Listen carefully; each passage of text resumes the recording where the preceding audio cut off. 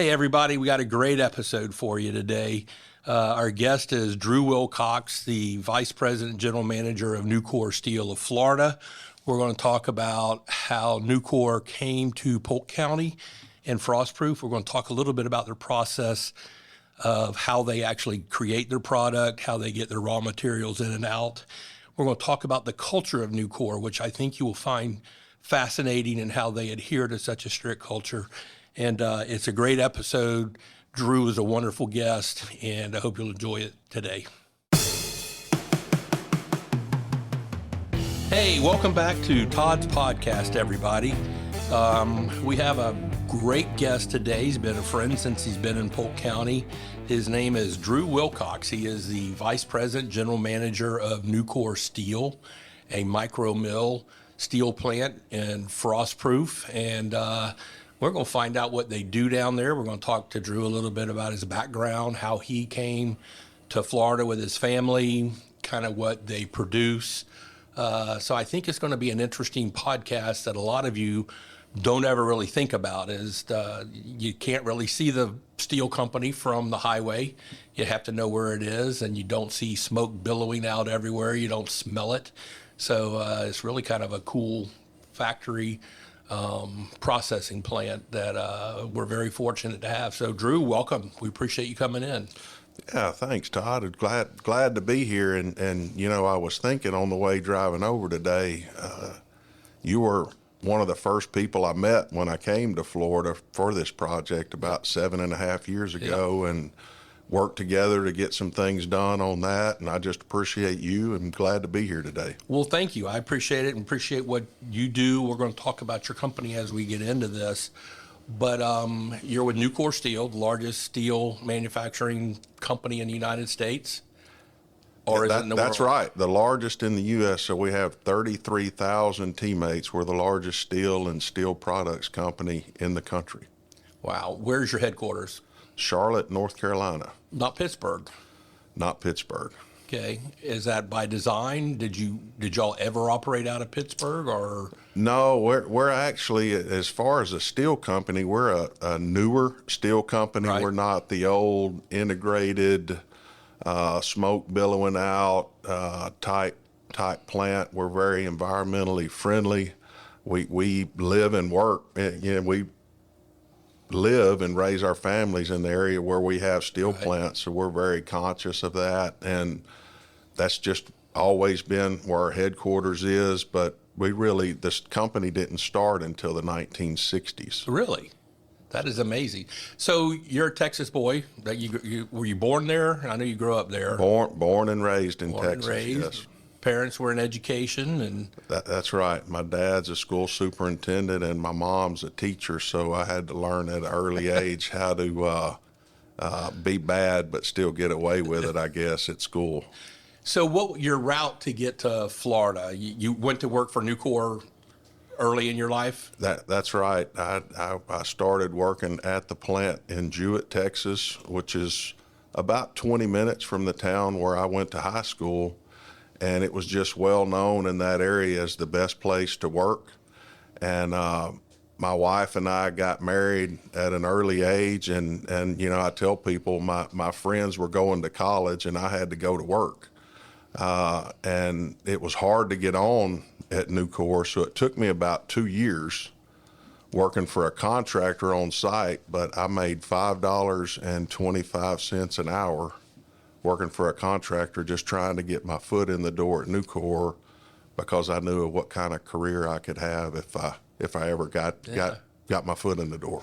I think $5.25 an hour was what I aspired to when I worked for my dad. I always worked for minimum wage, but Right. He put me through school and he raised me, and I mean, it was just basically spending bad habit money is what I was earning from my dad. So and when I had to go get a real job in the real world.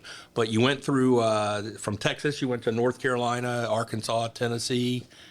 That's right. I started out entry level in 1992 at our plant in Jewett, Texas, and we stayed there in Texas, and I'd worked my way up a little bit, and we built a new plant in North Carolina, so we wanted to be part of that. Nucor Steel in Hertford County, North Carolina, moved my family out there in December of 1999. And so if you remember back then, everybody was fired up about the Y2K Right. and the world was coming to an end. And I moved myself, a wife, and 3 little kids to North Carolina. Didn't know anybody, didn't know what the heck we were getting ourselves into. Turned out great. Yeah. I spent about 4 years there and got a couple more promotions there. And then we moved to northwest Tennessee, but I actually worked across the river. The plant is in northeastern Arkansas. Okay. I spent about 6 years there in northeastern Arkansas and then went to Memphis, Tennessee, was there for about 5.5 years, and then moved all the way up to Auburn, New York. Yes. Texas boy doesn't know much about lake effect snow, but I found out pretty quick.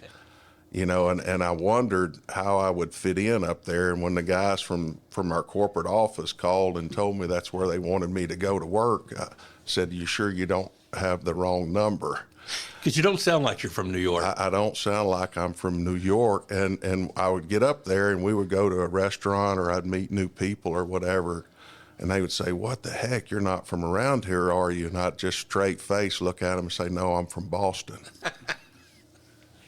So I had fun with that, but I spent 3 years in upstate New York.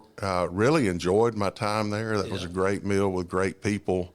And then 7.5 years ago, was asked to take on and lead this project. So when I got here, Nucor Steel, Florida, was one person, and you're looking at him. Right.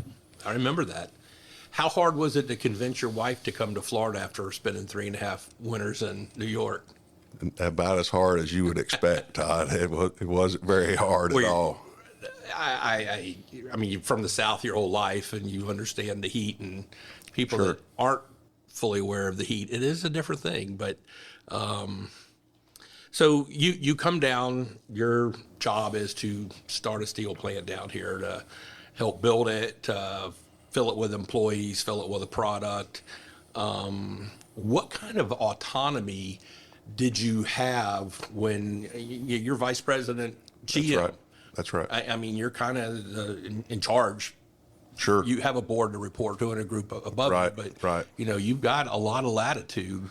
Sure. Yeah. It was basically Nucor gave me $250 million of CapEx and said, go make this happen.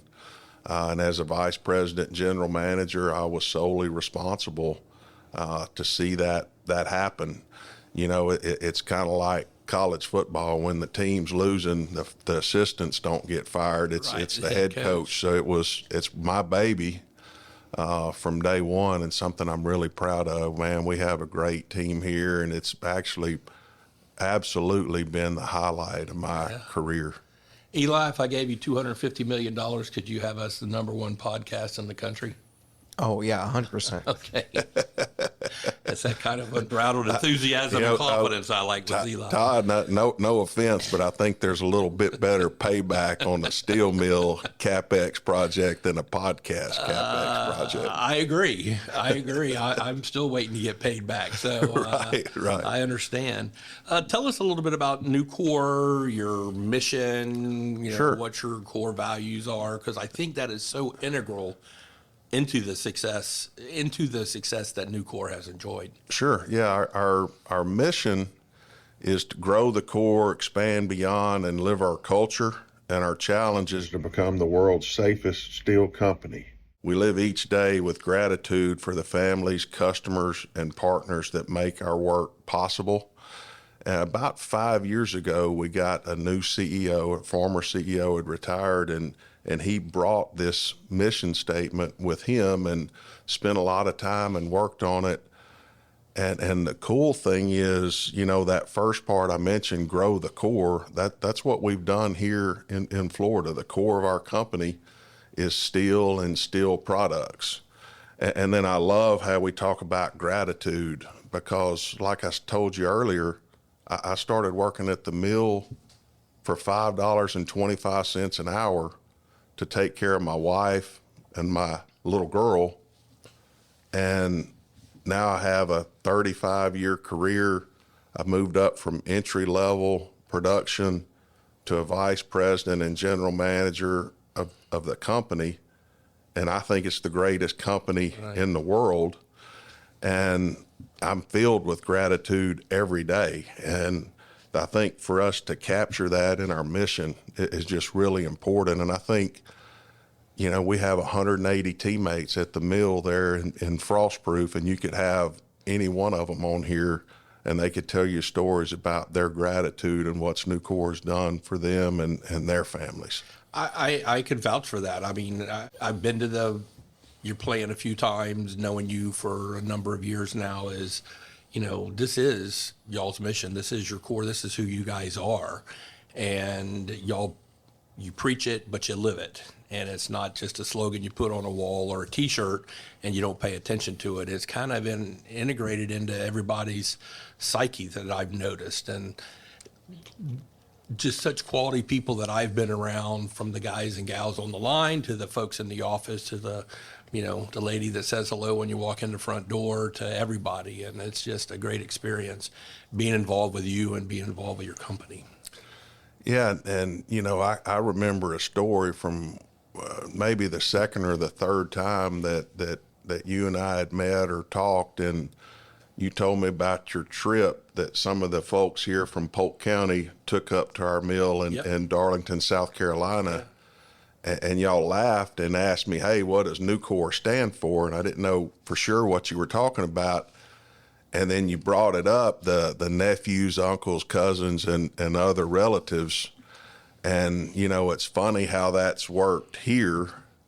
You know, like I told you, I was Nucor. Right. The only person that ever even heard of Nucor in all of Polk County was me.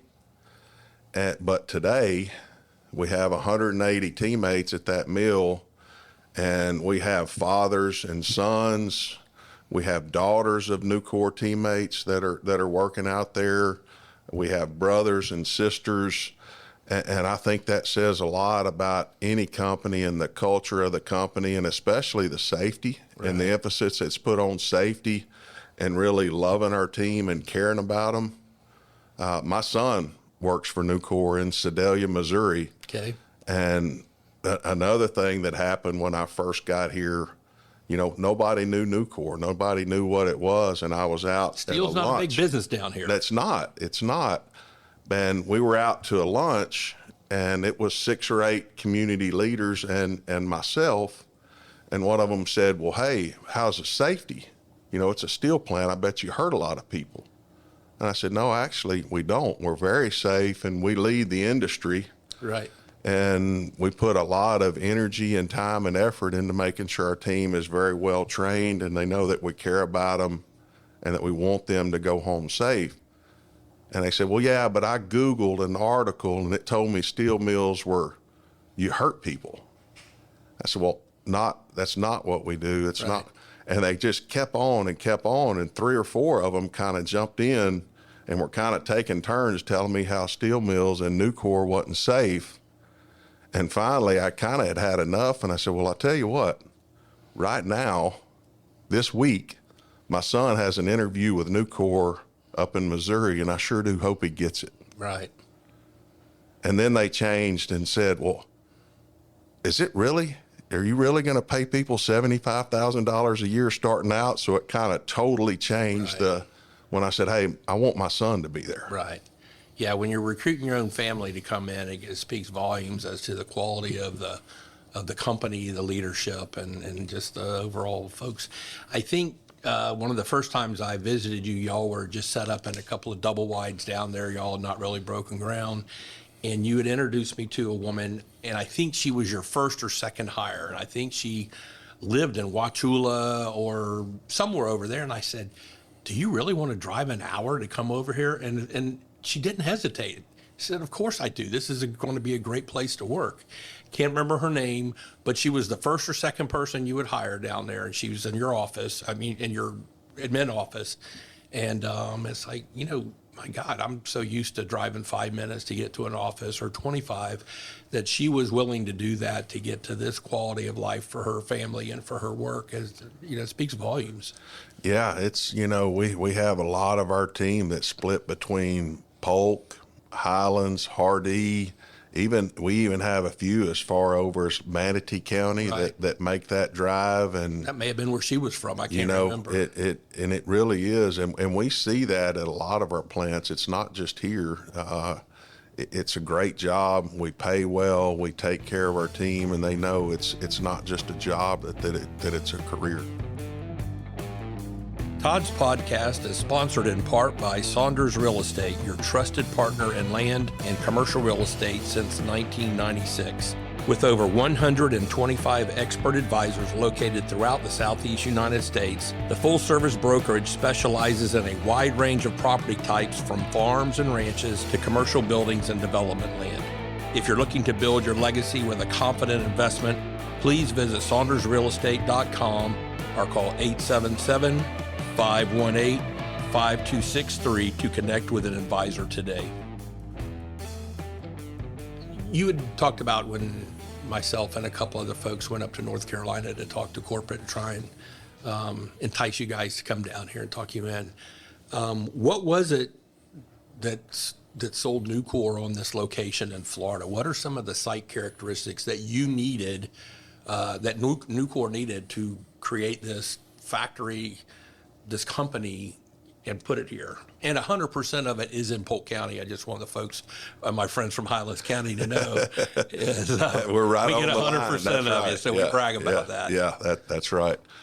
The main thing you have to look at is the market with any business. Is the market there? Can you sell your product? Is it growing? Is it fading? Is it diminishing? And this part of Florida, and being centrally located between Tampa, Orlando, and Miami, southeast, southwest Florida, that's growing. Growth in people needs steel through residential, bridges, malls, buildings, hotels, the whole thing. The rebar that we make here goes into all kinds of really cool stuff. Right. So let's talk about where you're located. You're located in Frostproof. I think one of the great things about it is you only had one landowner that you were dealing with. You didn't have to piece together several different landowners who could play one off of the other. You had one landowner who was happy that you were down there. But you also get your product in many different ways, and you ship it out in many ways. Was rail important to you? I think power was important, having enough power. It's not like you're turning on a light bulb. You're running a factory with your process. Yeah, so power is extremely important, and we had our own dedicated line that had to be ran to the mill, and it's expensive. It's about $1 million a mile to run a new power grid into a plant location. And so if we're 20 or 30 or 40 miles away from a big enough supply for that, you can imagine the cost. So that's something we had to be, how far would we have to run power, how close we would be to major highway. Also, the rail was an impact, and we looked at rail early on. But actually here, a lot of our customers wanted their shipments by truck. Okay. And we're also close enough. Your end product going out, not the end product going out. And then we have scrap coming in that was also going to be coming in via truck. And the rail would have been about another $4 million. And we decided just to wait on that and see if we really needed it. And it turned out that was a pretty wise decision. We still don't have rail to this day. I think some companies really need rail, but a lot of product is still delivered by trucks. That's right. And the rail is a backup if trucks ever aren't a reliable delivery source, and but they still like that product coming in on their trucks, coming and going. So the product that you produce, you mentioned it's rebar. Is it just like a wire or steel? Does it go out in rods? Does it go out in spools? What does it look like? Because I've been down there and I've seen it when it comes in, and it doesn't look like anything positive's coming out of that other than a whole bunch of metal coming in. And then when it comes out, it's a rod. Yeah. So we make steel rebar in Right. straight links in bundles and also spools. And we make sizes from number 3 to number 11 rebar. And with rebar, the way the sizes work is an eighth of an inch. So number 3 rebar is 3/8 of an inch. Number 4 is half inch. So that's the way, you can tell how big around it is. Is it sold by weight or by length? By weight. By weight. Mm-hmm. You got to Frostproof. You broke ground. Mm-hmm. How long before breaking ground to cutting the ribbon? Well, it's a lot more fun now. Making and operating and having a product and a team and customers and all that fun stuff. Those early days of land use permits and meetings at Bartow with guys like yourself and the planning commission and county commissioners and getting all that done, that takes a while. It does, but I will tell you, things were fast-tracked, and I was impressed at how fast that it happened. And it never happens fast enough for the client, I understand. Correct. No, and I would say it did go faster than what we've seen in some other places. But it was so I got here in February of 2018 and then started going through all of the process and Right. permitting, all of that stuff. And we actually made the first heat of steel in December of 2020. So pretty fast, 18 Yeah. months. Yeah, well, I was more familiar on the land use side of it. And, one thing that our county manager at the time, Jim Freeman, said is, hey, let's make this work. Everyone work hard to get them to hit their timelines so that the government was not a delay. And it just shows that it can happen if, people get behind a project, get behind a good project. So, I think it speaks volumes as to the company, to the quality of your company and wanting to get them in and getting them up and operational as quick as possible. Well, I can tell you, I can't say enough good things about Polk County and the city of Frostproof as far as somebody to work with and Right. work with a project. And you mentioned the landowner as well. Ben Hill Griffin has been and continues to be just a Right. great partner for us. They're just great folks there, and it's just been a pleasure to work with them too on this project. Yeah, and they were fully supportive of it. And tell us about the technology that is employed, because I think y'all was ARC technology, and that's about all I know about it, Right, to say yeah. the word. But how is that different than perhaps some of the other stuff or other Yeah, so we make our steel in an electric arc furnace, so it's basically like a big welding machine. We take scrap metal that would end up in landfills and things like that, and we use that, we melt it down, and we make new steel out of it. Right. So it, you went through the tour there, it looks like lava in a volcano, Right. that molten metal. And so we take that scrap that would be, old cars, old refrigerators, things like that, and make it into a useful product.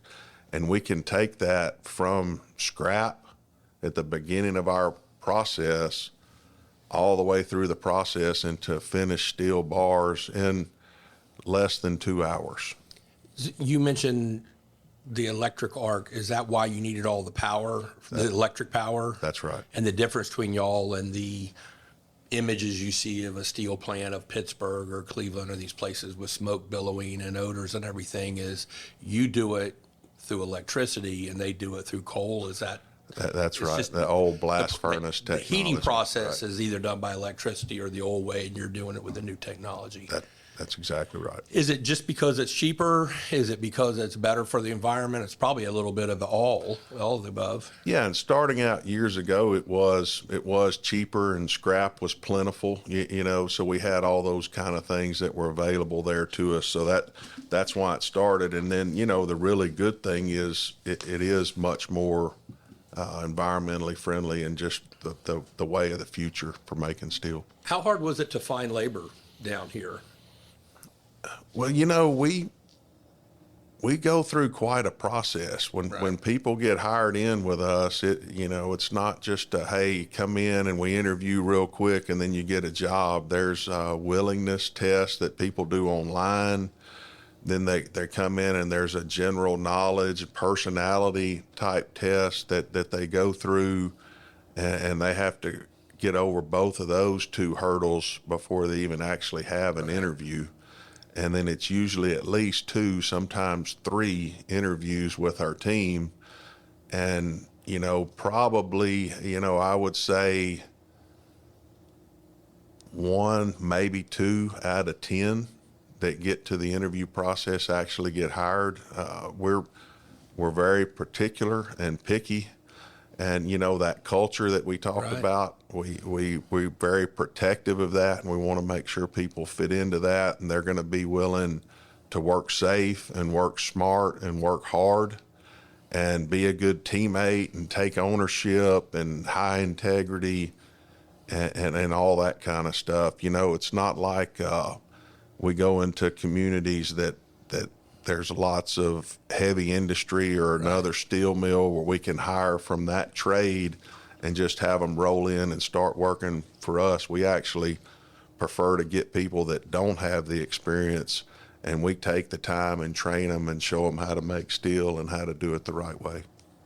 Was it hard finding 180 people? There's certainly a lot of folks around here, a lot of people that were in the citrus business have transitioned into different jobs because of what's going on there. I wouldn't say it was hard. It was time consuming, and we just had to be really dedicated to, hey, we're not going to lower our standards. It doesn't matter how long this takes. And man, we've done really well. I'm proud of our leadership team and the folks that put all the energy and effort into the hiring that we've done here, but it's been a joy. I remember 2 times ago when I came down, I forgot what the event was, but got stopped at the guardhouse. Is it David? Is he the guy? Brent. Yeah. By the time Brent was finished with me, I felt like we were old friends. That's right. We probably went to school together the way we were talking. And it was not a glance at your license and going in. We talked, and I'm sure that was part of the process. And then I came back a few months later, and hey, Mr. Dancer, how you doing? I say, you remember me? Sure. After all the hundreds of people that'll come through here. And I think that just goes to show is even at the front gate. Right. You got quality people there that's the first taste of Nucor when people come in is right there at the front gate. Well, and the cool thing is, Brent works at the gate and his wife, Melissa, works in sales for us. So, we're back again to Brent was out there first, and she saw how much he loved it and, tried to do what she could to get her foot in the door. And their son-in-law actually works for us as well. So there's 3 just in that family of, of the guy you met at the front gate. Absolutely. And, if people don't like their job, they certainly don't want their wife or son-in-law or kids or brother or anybody else working there. And when people go to work for Nucor, they don't leave. No, it's very rare. I remember reading something that, you never laid anyone off due to production issues. Right. When things get tough and the steel mills and the steel industry goes through slumps, you don't lay people off. You keep them employed. You do different things to keep them there, to keep them working, to keep their benefits, whatever you can do, so you don't lose that team member. And I think, again, that goes back to the culture. Yeah. And, how the heck can you expect a team to trust you and believe in you if as soon as things get tough, you just turn around and lay them off? Right. Or you cut their pay, or you don't really care about if they work safe or not, or if you don't take care of that team, how the heck you can expect them to come to work and give you their all and help make things better and work hard? So that's something we're in it together at Nucor. And when we have tough years, all the way up to our highest executives take a big pay cut, just like everybody else on the team. Shared values. It is. Hey listeners, how you doing? This is Alex Cruz. I just wrapped up an amazing episode with Todd on his podcast. We were able to talk about the 22 project and the things that we're doing to help veterans. It was a great time. To stay up to date with every new episode, please subscribe to Todd's podcast whenever you get to your podcast. Thank you for tuning in. So how far away do you ship your product? I mean, you had kind of mentioned Miami, Tampa, Orlando, the Florida market. Are you kind of from I-4 South? Is that kind of where you focus? The majority is, but we're statewide. You know, we have some pretty good customers up around Jacksonville, and we have some up in the Panhandle and that kind of stuff. But I would say the majority is within, 150, 200 miles of the plant. Were y'all the first to innovate with the electric arc process? Is that the right way to say it? Or years ago, that technology goes back to the 60s and early 70s. But all of our mills at Nucor have been electric arc furnace. Every place that we manufacture steel, that's the only way we've ever done it is through electric arc furnaces. And that's why there's not that noxious odors, or not the smoke, there's not the byproduct, there's not that dangerous atmosphere that those reporters were trying to hang you up on until you told them, hey, I got my own family coming to work here. If it was bad, I wouldn't be bringing them in. That's right.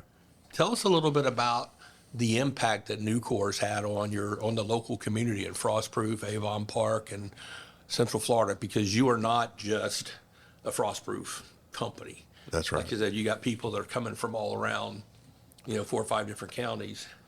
Well, and how do you support your counties? That's the thing that we really enjoy doing, and one of the things I'm probably most proud of our team and how much they give back.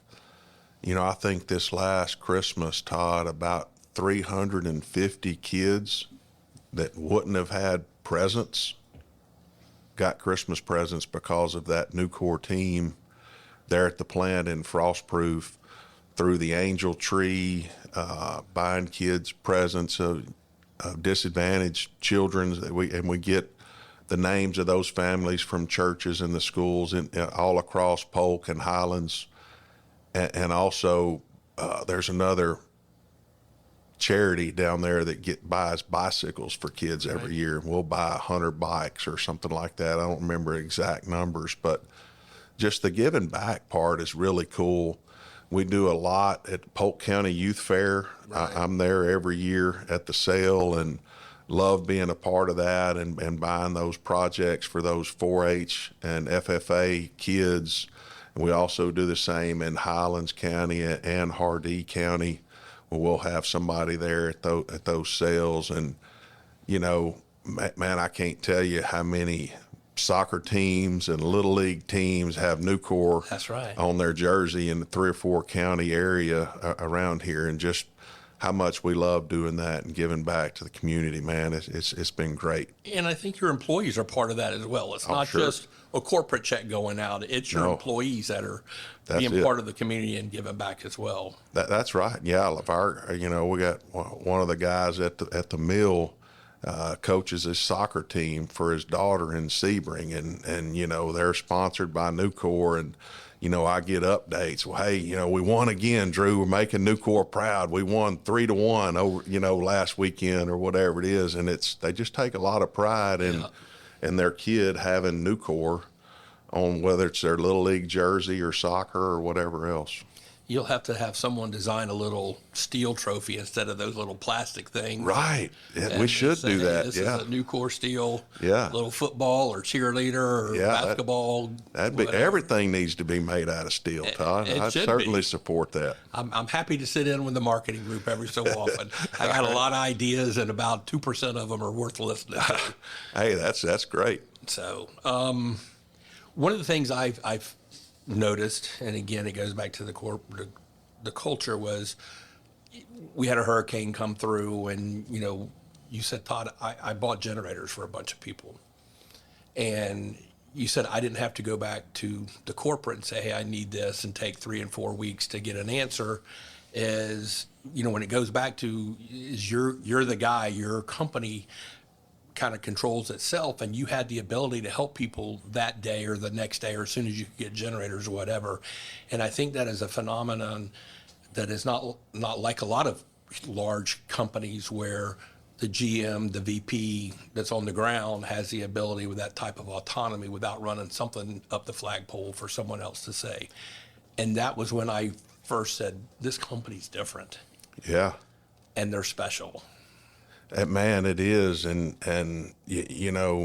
everybody has a boss, and I have a boss, and he's the executive vice president of Nucor over the entire bar group, and those mills are from Seattle, Washington, up to Auburn, New York, and down to Darlington, South Carolina, here, all the way across the country. But I don't have to talk to him. Right.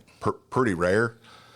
He would probably like it if I talked to him a little more often, but I take the autonomous probably to a different level maybe than some of the other people in my same role. But and look, if I would have called him and said, hey, I want to buy a bunch of generators, he'd say he'd get it done. Right. But I knew I didn't need to. Right. And that is the beauty of Nucor, and that's why they make the general managers at the plant level a vice president, is so we can do more, and we're here, we see what's happening, we know what's needed, and anytime you have to ask for approval all the time, the more people you ask, somebody's going to think it's their job to say no. Right. So we get things done quick, and we make it happen, and I'm sure my boss is going to listen to this. So, what's his name? Randy. Randy, thank you very much for letting us have Drew and everyone at your Frostproof plant.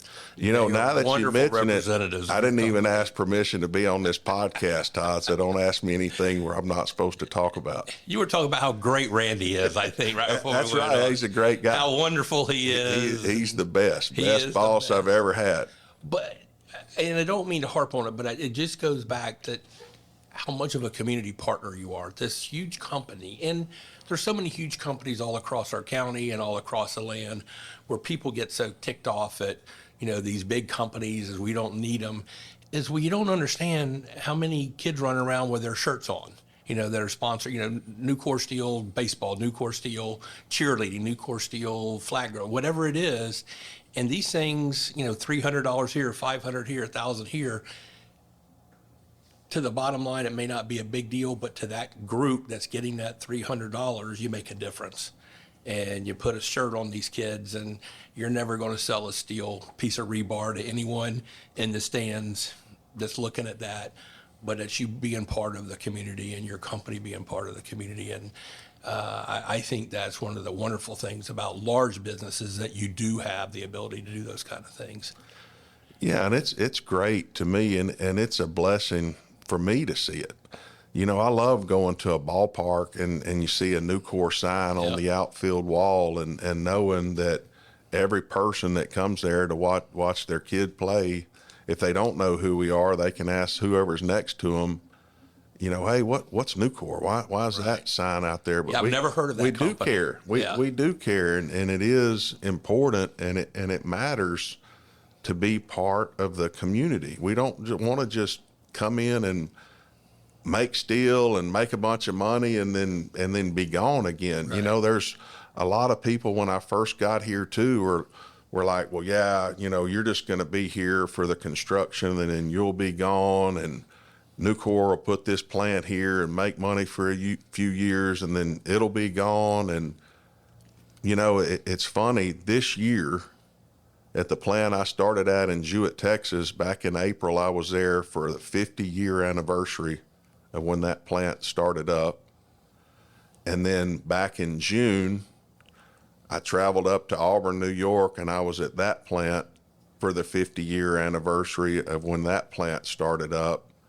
And this fall, I'm going to be going back to the plant I worked at in North Carolina to celebrate 25 years in that community. And it's not like I'm doing something special or Nucor Frostproof is something special. That's just the Nucor story. It's who we are and what we do in communities all across the country. And these Nucor branches are factories, I'm not sure I'm saying it right, but you say you go back to their 50th anniversary. Well, y'all didn't get started until the 60s. That's so it's right. not like you got 120 years in the steel business. That's you're right. still neophytes, kind of, but you're leading the way on these things. And, when you talk about you take pride and you enjoy seeing these little kids with a Nucor steel shirt in their baseball or football or whatever, someone in that crowd probably works for you. Right. Or they have someone that's related to them that works for you. And they know it and they appreciate it. And I think that's a wonderful thing. Hey, everybody, this is your host, Todd Dantzler. As most of you know, I'm a partner with Saunders Real Estate and have been a very active and working broker for over 42 years. I have fostered strong relationships throughout the state of Florida, working on properties ranging from agriculture and development land to multifamily, commercial, and industrial projects. If you have any real estate needs at all, please give me a call. I'd love to help. My direct line is 863-877-2846. Thank you. So you've been down here 7.5 years. What is it you like doing down here? You like to fish?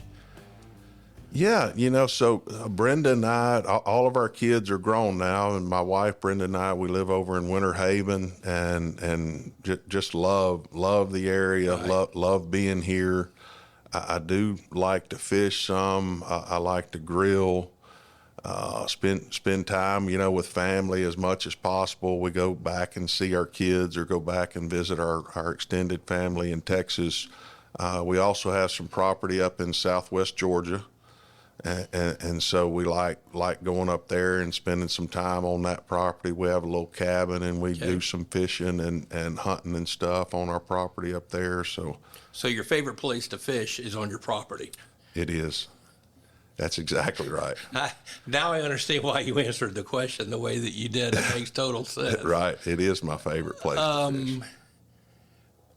So y'all live in Winter Haven. You say you like to cook. Do you like to eat barbecue, or you're a Southern boy, Texas guy? I do, Where's your and favorite it's barbecue been place? fun because, growing up in Texas, there's a lot of pride with Texas barbecue. And then I went to North Carolina, which is a totally different style. Right. And then in the Memphis area, which is also, very well-known barbecue There's area. a theme to your career path. Yeah, here, right. I except for that New guess York I just time. lucked into it. But yeah, the barbecue in New York, I wouldn't recommend. Yeah. I had Randy Avon on the show, one of the first episodes, who was just going out as the president of Florida Poly, excuse me. And, one of his close friends and advisors was a guy named Mark Bostic. Mark's a Winter Haven guy, lives in the Lake Wales area, and he sent in a question asked Randy where his favorite barbecue place is, because Mark and Randy would travel around to different barbecue places. So I'll have to introduce you to Mark if you don't know Mark, and get him to buy you a barbecue sandwich at his favorite place. That sounds great. Yeah. Are you a Texas barbecue guy? Yeah, I mean, since that's what I you grew tell up on? people they teach us how to cook brisket in elementary school in Texas. So yeah, I prefer brisket and beef barbecue Yep. for sure.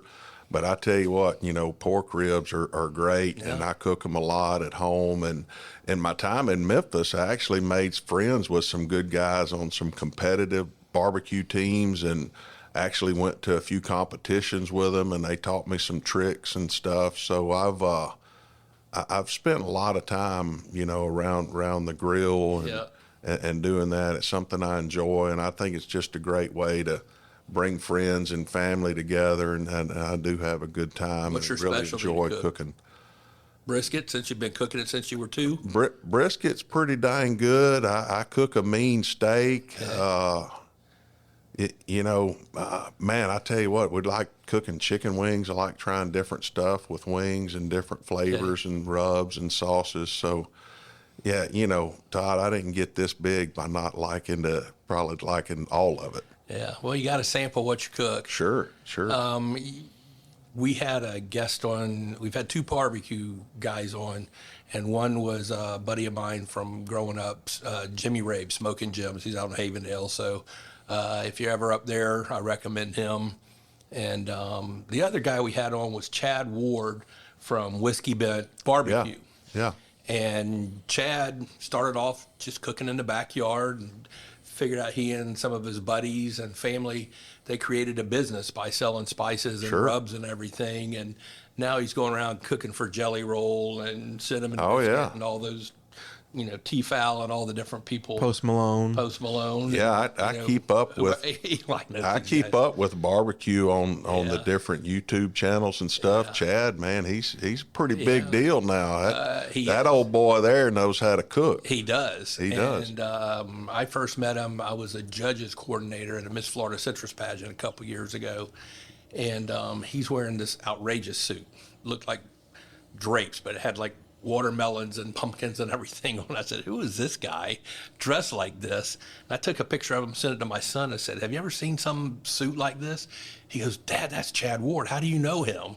And I said, I'm at a contest with him and I'm helping him as a judge. And he was gracious enough to come on, but he sells us spices and rubs for our barbecue that we have here. And he's located right over here in Lakeland. So they've created quite a business over there, and they do quite well. Yeah, I've been in the shop there a few different times. Oh yeah, they have good stuff there. I bought some spices from them, and I got my son and his brother-in-law and James, his best friend, and I said, we'll go get a cooking lesson over there from him. So I, bought us 4 or 5 tickets to see that, and so it was kind of cool for them to kind of gear. And I mean, it was like, hey, you get one rib or you get one bite of this. It's like, man, I was hoping to go home with a brisket or go home with this, but it was still pretty cool to do that. Is there anything that we haven't talked about that you want to talk about? I mean, we've kind of blown through things. I think we've covered most everything that was on my list. And I mentioned to you how I started working for Nucor early on. Yep. And my friends went to college and I went to work. And it's because I had a wife and a little girl. There's no way I would be sitting here today talking to you as Vice President and General Manager of Nucor without the help of my best friend and my wife, Brenda. I was 16 years old and she was 17 when we got married. And my dad has a doctorate degree. My mom has a master's, and the thought was I was always going to just go to college and follow in their footsteps in the education and all that kind of stuff. But I went to work. I went to work to take care of my wife and my little girl, and she's followed me all over the country. I said, honey, we need to move to Arkansas. Or, hey, there's a need in Memphis and New York. And she said, what the heck are we going to do in New York? A little bit of pushback on the New York choice. But, man, she's just my best friend and just kept my family together when I was working all kinds of crazy hours. And, our kids, I'm so proud of my 3 kids and just how they've turned out. And I promise you, I may get a little bit of the credit, but she's at least 90% of the credit for my kids turning out as good as they have. I have my daughter, Heather, and my 2 sons, Luke and Jake, and son-in-law and 2 daughter-in-laws, 6 grandkids. 6 grandkids that absolutely make me smile every day, get pictures and different things. The oldest is 7, so 6, and they're all under 7. You got a bunch of monkeys crawling on y'all when you go to Georgia. My daughter and son-in-law have 2 girls and a little boy, and then my son Luke, that I told you works for Nucor up in Missouri, him and his wife Madison have 3 little boys, 3, 2, and 6 months, and then her youngest son Jake, him and his wife Bailey, live in Hernando, Mississippi, which is close to Memphis from our time when we were there at Memphis. And they've been married a little over a year, but we're hoping they're going to get started pretty quick here, too, on the grandkids. Good. Well, we talked about Nucor and the core values and everything, and I know Brenda's the foundation of your family, and, you could not have done what you're doing and what you've been able to do without her and being the foundation of your family. And I know that you always beam from your heart when you talk about her and your family. That's why I like asking about your family, because Yeah. you enjoy talking about that so much. Sure. When we were sitting in my office a little while ago, you said some of the guys from the plant wanted to ask me about my logo. Yeah. That was, I was telling the management team that I was coming to do a podcast, and so they're like, what is it? So I can download it. And I said, it's Todd's podcast. So they got on Audible or Spotify or wherever they get their podcast. And they said, all right, is this it? Why does he have this weird picture of a little dog? And so I told him I'd ask you. Okay. So naming this podcast was quite an endeavor. You would think that Todd's podcast would have been one of the first names. It was probably one of the last. Eli once told me when I was doing it, he said, it doesn't have to make sense. So my imagination just went wild, and I was coming up with some really goofy names. And Maybe bad advice for me. Maybe bad advice from Eli. But Jennifer and Emily and Eli, they kept shooting down everything. And I finally just say, hey, let's do Todd's podcast. So we did that. Then Emily, who's our graphic arts designer here in our real estate office, she said, I need you to draw some microphones for me. I didn't know what for. She said, you like to doodle, just draw different microphones and, some of the sketches that you have. So I did it and just gave her the paper, and she created a logo for me. And I was like, I'm not totally excited with it, but we went with it. And then after a while, I had taken a photo of this Chihuahua that I had inherited from my daughter. It was her dog, and I would keep him when she was taking finals at school and law school so she could focus on studying. And he and I just got to be good buddies. And then she had a child, and when he was a little baby, the baby had snuck up on the Chihuahua and scared the dog, and he turned around and nipped the baby in the face or the arm or whatever. She said, do you want Maverick? Because, we don't want him around the baby anymore. So I said, of course. So I took different pictures of him and would always send them to her. And this one picture I took of him, he has pointed ears. He looks like a devil dog.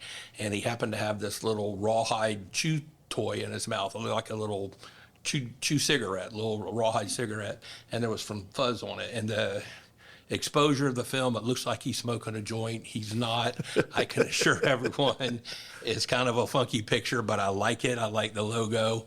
We're working on some coffee mugs. I'm trying to get Sarah to help me with some coffee mugs down here to get a little merchandise out. And but that's kind of what it is. There's nothing nefarious behind it other than it's just kind of a edgy little picture. It's a little tribute to Maverick and the joy he brought me. And so that's kind of all that goes to it. But, well, this was your first podcast. How was your experience? Man, it was great. I'm not going to be ready to come back next week, but I'm glad I did it. Well, I'm glad you did too. You've got an incredible voice, but what's more important is you got a credible story, and with a credible family and a credible company. And I think it's important that people get to know a little bit more about Nucor, what they do in our community, and what they've done in the world, in the country, and how important you are, your leading edge technology on your processes. And again, people, don't think of a steel company like you see in Pittsburgh and the old, what was that Jennifer Beal movie when she was running? I forgot the name of the movie, but when you see the movies of the old steel Pittsburgh, it's not like that at all. You would never know your plant is back there off the road if you didn't know what you were looking for. That's right. So I can't thank your boss. I can't thank Nucor. I really appreciate the people who decided to put you into Polk County and to Frostproof, because we've gotten very fortunate that you and Brenda are here with your family. We've gotten very fortunate with your leadership, and it's just been phenomenal. I can't thank you enough. Thanks, Todd. Glad to do it. Glad to be here. Thank you. Eli, anything else that you can think of? Not right at this moment. All right. Well, thank you for listening to Todd's podcast. And I hope you'll join us next time for another exciting adventure. And, what we started a few episodes ago was listening to some music. And, when you finish up with the episode, we don't Eli won't give me I won't give him $250 million, but he won't give me $50 to buy any songs. So this is how I promote music, is go out and listen to some music and kind of some oldies. And Phil Collins, I've always enjoyed Phil Collins. Started listening to him in the '80s when I was in school. People see it on the internet now where he was in a coma. He's not. He's just had some pretty serious physical ailments, and he's kind of stopping to his performance. But he's only 5'6", but he's an incredible musician. And turn on two of his favorite songs I like were In the Air Tonight and I Wish It Would Rain Down. I just like his lyrics, I like his voice, and I like his drumming. So give Phil Collins a listen, and we will see you next time on Todd's Podcast. Hey everybody, I want to thank you for listening to Todd's Podcast. This has been your host, Todd Dantzler. As always, don't forget to rate, review, follow, and subscribe to Todd's Podcast on your favorite podcast app. If you have any questions for me or any suggestions for future guests, please call or text our number at 863-288-0944 or visit todddantzler.com. Again, that's 863-288-0944 or visit my website, todddantzler.com. I look forward to hearing your questions and feedback, and please take care.